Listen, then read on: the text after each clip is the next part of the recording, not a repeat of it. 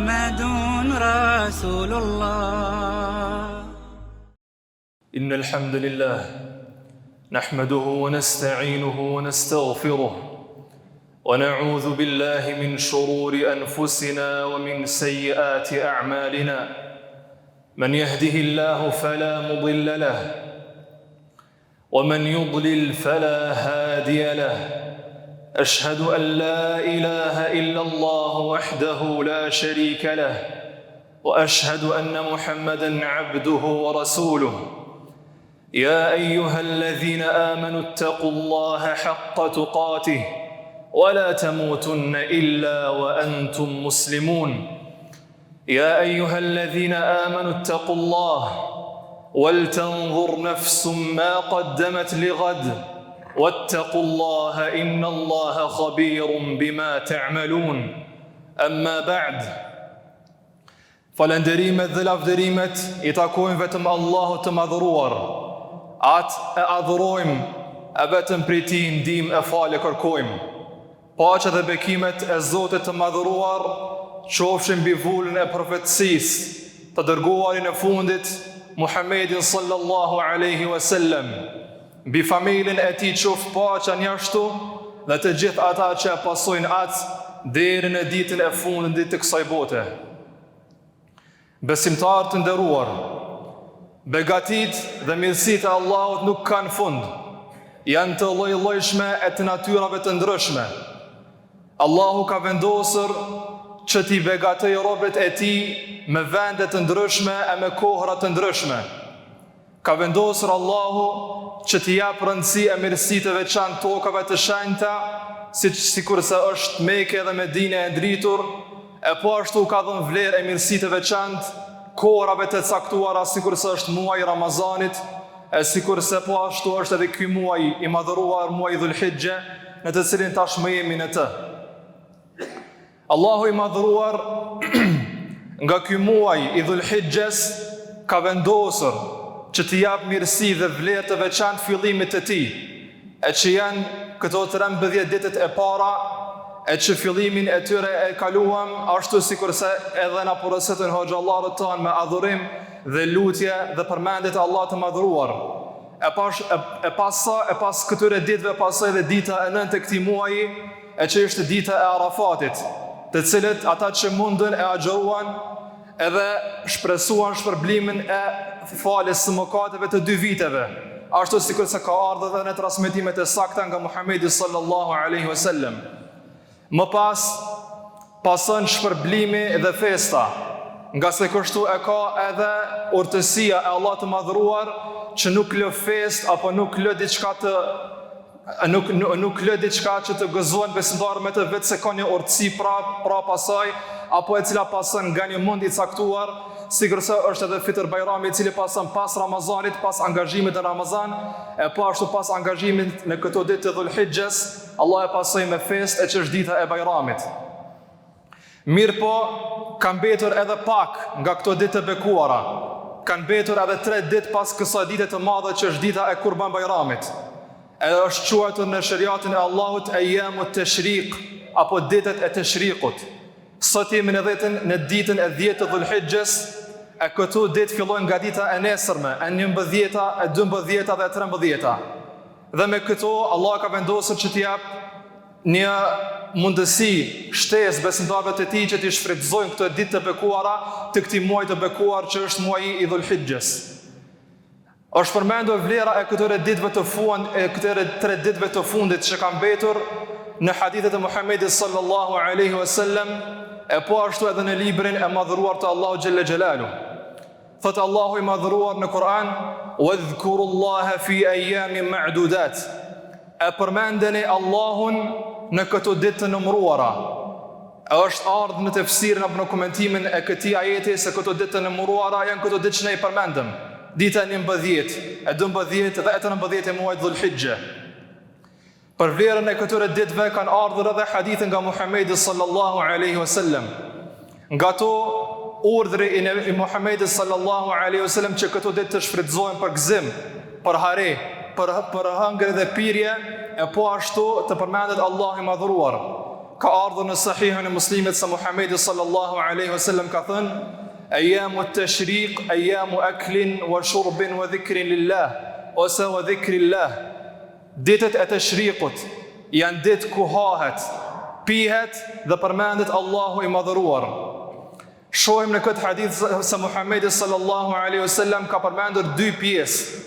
Pjesën që ka të bëjë me trupin ton dhe pjesën që ka të bëjë me zemrën ton. Nga se kjo është edhe mësim madhështor nga dini jon, që çdo herë duhet të përkujdesemi për të dyjat.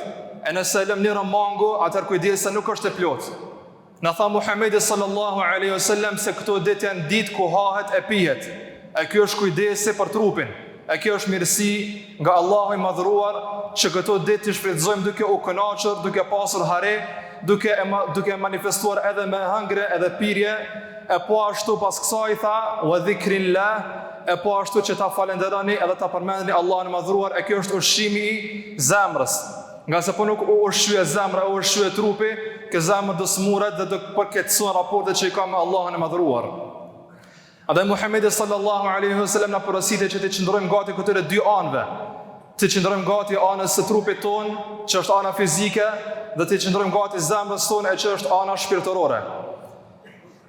Përmendja e Allahut manifestohet në forma të ndryshme. Thamë që ka thënë Muhamedi sallallahu alaihi wasallam se në këto ditë përmendet Allahu. Ne e dim që Allahu përmendet edhe jashtë këtyre ditëve. Madje Allah ka thënë: "Ya ayyuhalladhina amanu dhkurullaha dhikran kathira." O ju që keni besuar, shumë përmendeni Allahun, ta përmendeni Allahun shumë. Kështu ka ardhur urdhër në Kur'anin e madhëruar. Mirë po është veçuar në këto ditë, për shkak se këto ditë thamë që janë të veçanta dhe mirësia është më e madhe nga ditët jashtë saj, apo jashtë këtyre. Manifestohet në forma të ndryshme. E prej tyre është, siç ka ardhur edhe urdhri nga Muhamedi sallallahu alaihi wasallam, që në këto ditë të përmendet Allahu pas çdo namazi, sikur se tekbiret që manifestohen edhe në mesin tonë, pas çdo namazi këndon tekbiret. Kjo është një lloj manifestimi i përmendjes së Allahut. Pastaj është edhe përmendja e Allahut gjatë thirrjes së qurbanit, e që është urdhër po ashtu. Pastaj përmendja e Allahut bëhet edhe gjatë ngrënies dhe pirjes. E përmendëm se në hadith ka thënë Muhamedi sallallahu alaihi wasallam se në këto ditë hahet dhe pihet. Mirë po jo vetëm kaq, mirë po edhe falenderohet Allahu i madhëruar. Sikur se ka thënë Muhamedi sallallahu alaihi wasallam, i kënaqur është Allahu me atë rob i cili kur ha e falenderon Allahun dhe kur pi e falenderon Allahun. Këto janë disa nga llojet e manifestimeve se si përmendet Allahu në këto ditë të bekuara. E mos ta lëm anash po ashtu dhe përmendjet e përgjithshme, sikur sa në tasbih, me thënë subhanallah, me thënë alhamdulillah, me thënë la ilaha illallah dhe me thënë Allahu akbar. E po ashtu nga pjesa përmendjes së Allahut, padyshim se është edhe lutja, ashtu sikur se është edhe transmetuar nga të parët tanë se luteshin po ashtu deri në ditën e 13 të këtij muaji të bekuar. Luteshin në ditën e para e po ashtu edhe në fund. I shfrytëzonin këto mundësi, nga se shfrytëzimi i mundësive është nga mençuria dhe urtësia e besimtarit. Po ashtu, besimtarët duhet të kenë kujdes edhe që të largohen nga mëkatet, nga se mëkatimi i Allahut në këto ditë nuk është sikur sa mëkatimi i Allahut jashtë këtyre ditëve. Ashtu sikur sa Allahu i dha vlerë të veçantë adhurimit dhe ibadetit në këto ditë, po ashtu edhe dënimi dhe çortimi për mëkatet është një sikurse edhe mirësia, sikurse shpërblimi edhe dënimi po ashtu është një lloj. Andaj duhet pasur kujdes që besimtarit mos e mëkatë Allahun asnjëherë për gjatë vitit. E sidomos në ato vende që Allahu ka ngritur vlerën dhe në ato kohra që Allahu po ashtu ka ngritur vlerën. Kërkoni falë nga Allahu, nga se Allah është falës dhe është mëshirues. Aqulu qawli hadha wa astaghfirullaha li wa lakum fastaghfiruhu innahu huwal ghafurur rahim.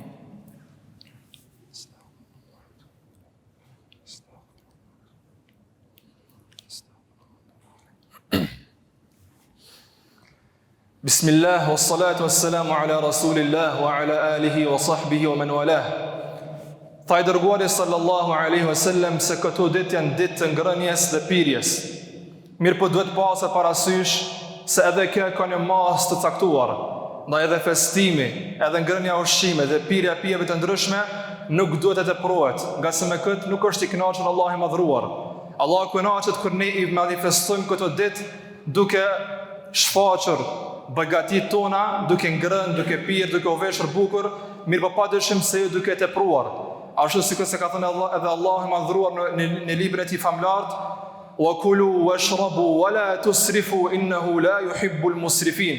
Hani e pini, mirë po mos e teprani, nga se Allahu nuk i do ata që e teprojnë. Me këto fjalë të shkurtra, desha që t'i drejtojmë vetes time dhe juve, që t'i shfrytëzojmë mundësitë që Allah i madhruar na ka lënë në këtë botë. Nga se ditët kalojnë, e po ashtu dhjetet tona kalojnë, edhe pastaj në ditën e gjykimit nuk është pishman njeriu për asgjë më shumë se sa lënien dhe braktisjen e mundësive që i ka lënë sa ishte gjallë. E më pas nuk ka më kthim mbrapa. Ashtu sikur se këto ditë shkuan dhe nuk kthehen, ashtu edhe jetët tona kur shkojmë nuk kthehen. Nuk e dim se për kë presin ditët e ardhshme të Dhulhijhes, po ashtu të Ramazanit, e për kë nuk presin. Andaj të shfrytëzojmë këtë mundësi, të shfrytëzojmë këtë begati të Allah të madhruar siç e ka lënë, edhe që të takojmë Allahun nesër faqebardh, e të lumtur që i shfrytëzuam begatitë dhe mirësitë e Allahut, e që të mos jemi pishman për atë sa është e mundur. Inna Allaha wa malaikatahu yusalluna 'ala an-nabi ya ayyuhalladhina amanu sallu 'alayhi wa sallimu taslima. Ibadallah, inna Allaha ya'muru bil 'adli wal ihsan wa ita'i dhil qurba wa yanha 'anil fahsha'i wal munkari wal baghi ya'idhukum la'allakum tadhakkarun wa aqimus salah. Barakallahu fikum. La